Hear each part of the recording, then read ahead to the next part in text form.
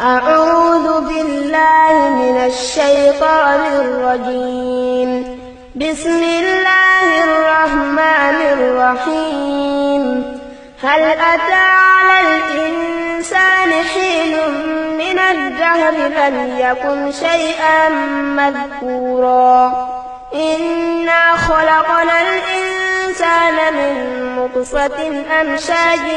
نبتليه فجعلناه سميعا بصيرا إنا هديناه السبيل إما شاكرا وإما كفورا إنا أعتدنا للكافرين سلاسل وأغلالا وسعيرا إن الأبرار يشربون من كأس كان مزاجها كافورا عينا يشرب بها عباد الله يفجرونها تفجيرا يوفون بالنذر ويخافون يوما كان شره مستطيرا ويطعمون الطعام على حبه مسكينا ويتيما واسيرا إنما نطعمكم لوجه الله لا نريد منكم جزاء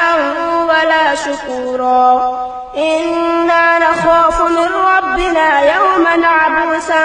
قمطريرا فوقاهم الله شر ذلك اليوم ولقاهم نضرة وسرورا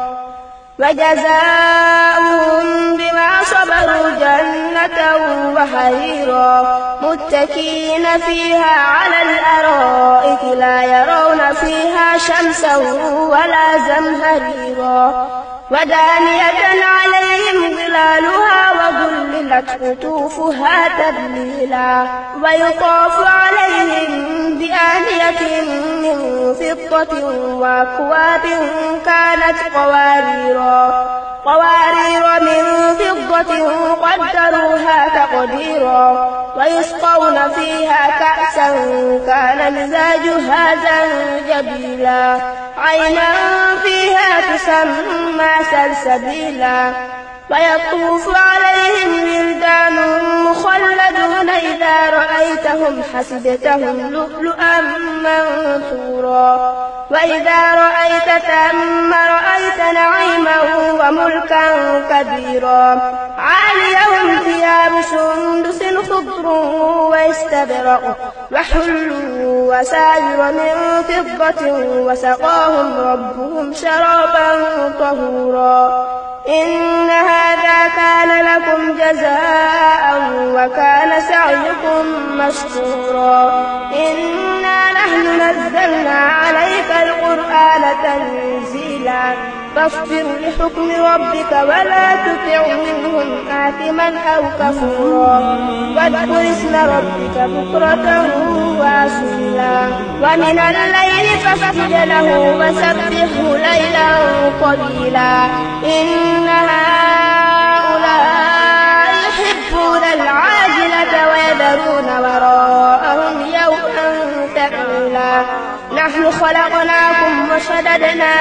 أسرهم وإذا شئنا بدلنا أمثالهم تبديلا إن هذه تذكرة ومن شاء اتخذ إلى ربه سبيلا وما تشاءون إلا أن